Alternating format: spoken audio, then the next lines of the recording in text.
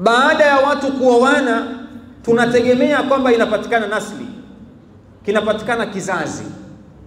Wakati fulani kuna watu wanaachana kwa sababu ya kukosa kizazi, na kuna baadhi ya watu wanaachana kwa sababu ya kupata kizazi.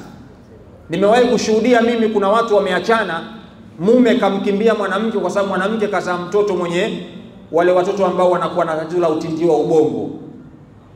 Mwanaume kaamua kumkimbia mke wake. Kwa hiyo kuna watu wanaachana kwa sababu ya kupata kizazi.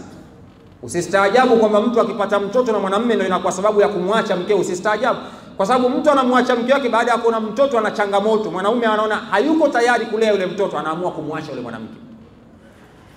Kuna mwingine anamwacha mwanamke kwa sababu kazaa mtoto mlemavu. Lakini kuna watu wanaacha wanawake kwa sababu ya kukosa kizazi, kwamba mwanamke ni mgumba, mwanaume anaamua kumwacha yule mwanamke. Kwa hiyo sababu za kuachana ziko nyingi sana. Kuna kupata kizazi ni sababu ya kuachana, kuna kukosa kizazi ni sababu ya kuachana. Tena imekwenda mbali zaidi, wengine wanaachana kwa sababu tu mwanamke anapata watoto wa kike tupu. Yaani pengine mtu kashazaa watoto 7 wote wa kike. Kwa hiyo anaona huyu mwanamke anazaa watoto wa kike tu, anaamua kumwacha yule mwanamke. Anakwenda kutafuta mwanamke mwingine kwa lengo la kutafuta mtoto wa kiume.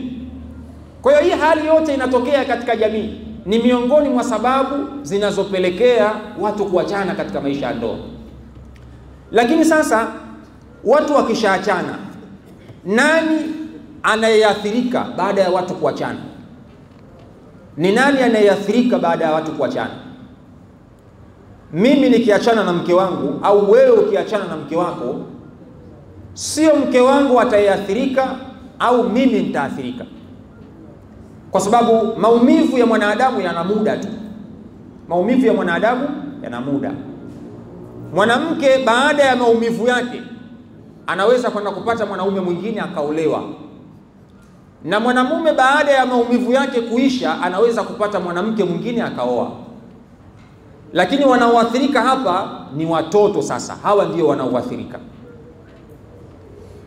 Hawa ndio wanaoathirika kwa kiwango kikubwa. Watoto ndio wanaoathirika, sio baba na wala sio mama. Wanaoathirika ni watoto. Kwa sababu gani? Sheria ya Tanzania imeweka umri, kwamba umri fulani mpaka kufikia miaka kadhaa mtoto huyu atakuwa analelewa na mama, hawezi kwenda kukaa na baba. Kwa hiyo mama atakuwa na jukumu la kukaa na yule mtoto mpaka atimize umri fulani, ndio baba anaweza kumchukua. Kwa hiyo yule mtoto atakwenda kulelewa na mzazi mmoja, single parent. Anakwenda kulelewa na malezi ya pande moja ya mama. Yule mama anaweza kupata mume.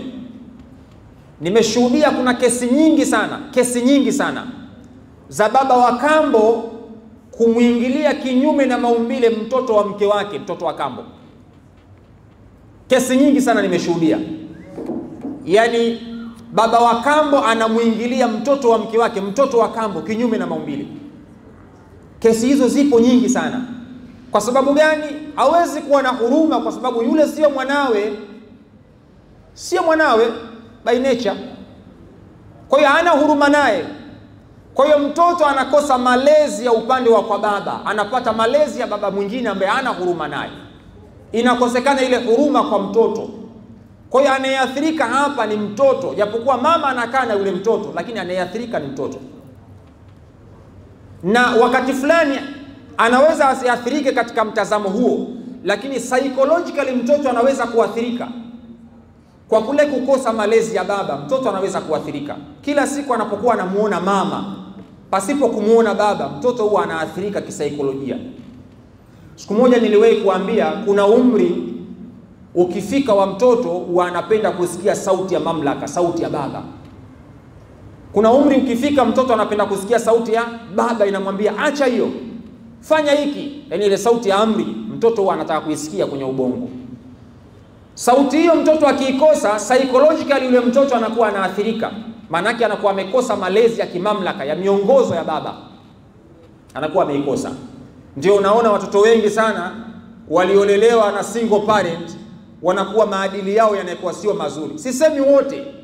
Wako watu mfano wao ni mzuri, wamelelewa na upande mmoja, ima wamelelewa na baba au na mama, lakini walikuwa ni watu wema, akiwemo al-Imam Shafi'i rahmatullahi ta'ala alayhi, amelelewa na mama lakini ni mwana wa chuoni mkubwa, ni mu'tamad na madhhabu yake si ndio tunayafuata, lakini amelelewa na mama. Lakini ukienda kwenye asilimia, kwenye percentage, asilimia 99 wanaolelewa na mzazi mmoja mara nyingi wanakuwa wanaharibika, kwa sababu wanakosa malezi ya upande mwingine. Kwa hiyo baba na mama wakiachana, anayeathirika hapa ni mtoto. Kwa mfano, baba amchukue mtoto akaishi naye.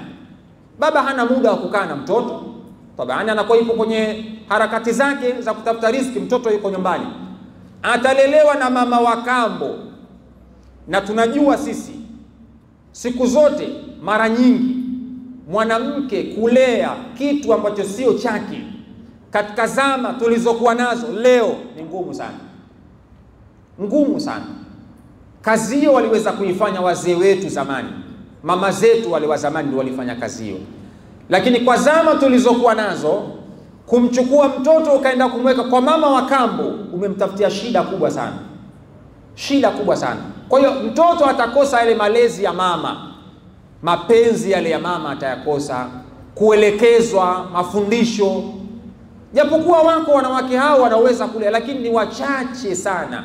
Lakini wengi ya wanawake ni wale ambao hawawezi kulea watoto wa wenzao.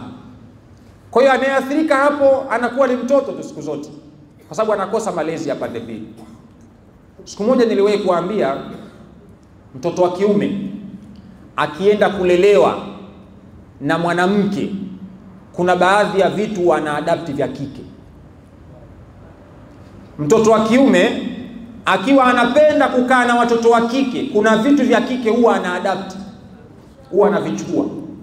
Na siku zote kwenye psychology, ukimwona mtoto wako wa kiume anapenda sana kukaa na watoto wa kike, anza kuchukua hatua za makusudi. Ukimwona mtoto wako wa kiume anapenda kukaa na watoto wa kike, yani ni mdogo lakini anapenda kucheza na watoto wa kike, anza kuchukua hatua za makusudi mapema, haraka iwezekanavyo. Kwa sababu kuna hatari huyu mtoto akawa anaanza kuharibika psychologically, kuadapt zile tabia za kike. The same vile vile na mtoto wa kiume anapokuwa analelewa muda mrefu na mama, anakosa yale maadili na kuadapt zile tabia za kiume kutoka kwa baba. Siku moja nikawaambia kwamba inafikia mahala sasa hivi kumekuwa na matomboi, kumekuwa na watoto wa kike ambao wanaingiliana, wanasagana baina ya watoto wa kike na watoto wa kike. Kwa sababu gani? Mtoto wa kike ameadapti tabia za kiume, kwa hiyo mpaka hormones zake zimebadilika, kwa hiyo anajifanya na yeye ni mwanaume. Kumetokea na matomboi sasa hivi, wamekuwa wengi. Ukifuatilia kwa makini, tabia ya utomboi huwa haiji ukubwani. Tabia ya utomboi huwa inaanzia toka udogoni. Kwa hiyo maana yake huyu mtoto ukimfuatilia, pengine kuna mazingira aliadapti toka udogoni kwake. Na mtoto wa kiume the same vile vile. Vile vile ukiona mtoto wa kiume ameharibika ukubwani, labda kwa sababu ya tamaa,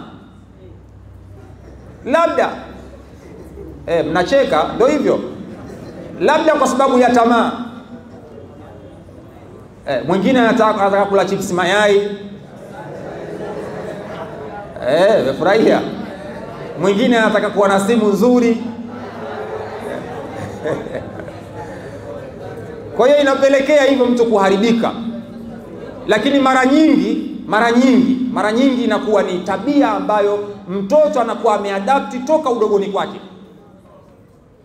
Kwa hiyo ukimwona mtoto wa kiume ameharibika ukubwani kwa sababu ya tamaa tu, lakini mara nyingi anakuwa ameadapti tabia hizo katoka nazo toka udogoni. Ndio maana mnaona leo kuna watu ambao wanaingilia na mapenzi ya jinsia moja baina ya wanaume kwa wanaume. Kwa hiyo wanapoachana wazazi, inapelekea kuathirika kwa kile kizazi, sio wazazi wenyewe, hapana, kile kizazi. Fanyeni utafiti, panyarodi wengi hawa, panyarodi hao, fanyeni utafiti, ni watu ambao wazazi wao wameachana. Tunasema ni broken family, familia zao zimevunjika. Na familia ikivunjika, wakati fulani unasikia mtoto anakwenda kulelewa na bibi au anakwenda kulelewa na babu. Na malezi ya bibi na babu tunayajua. Yaani babu na mjukuu wake, bibi na mjukuu wake ni malezi, anamlea kiudele udele. Kwa maana yake mtoto yule anaachiwa afanye anavyotaka, anakuwa vile. Kwa hiyo hata panyarodi wengi tunaowafuatilia leo mitaani ni watoto ambao ukifuatilia kwa undani ni familia ambazo zimevunjika baina ya baba na mama. Wachache sana ambao wazazi wao wako pamoja, lakini wengi wao wazazi wameachana. Na kama ikitokezea wazazi wako pamoja, basi pengine huyu baba ni yule ambaye anaitwa ni workaholic father. Workaholic father, mnajua workaholic father ni nani? Workaholic father ni baba ambaye anakuwa yuko busy na kazi muda wote, ndio workaholic father. Ni baba ambaye anakuwa yuko busy na kazi, yani hana muda wa kufuatilia malezi ya mtoto wake. Ni baba ambaye anakuwa yuko busy na kazi, hafuatilii malezi ya mwanae. Kwa hiyo inawezekana wazazi wakawa wako pamoja, lakini baba akiwa yuko busy na kazi inakuwa ni ngumu sana kufuatilia malezi ya mtoto, kwa hiyo mtoto anakuwa anaharibika. Kwa hiyo inawezekana pia wazazi wakawa pamoja lakini mtoto akaharibika, lakini hawa ni wachache sana. Lakini wengi ni wale ambao familia zao zimekuwa ni broken family. Familia zimevunjika. Kwa hiyo madhara yanayotokana na familia kuvunjika ni kizazi kuharibika. Taifa linavuna kizazi ambacho kinakuwa ni useless, kizazi ambacho kimekosa maadili, kizazi ambacho hakina faida katika taifa. Ndio unaona leo vijana wengi au watoto wengi wamekuwa watu wa kubeti. Yaani ukifuatilia vijana wengi wanaobeti ni wale ambao walikosa malezi ya pande mbili ya baba na mama.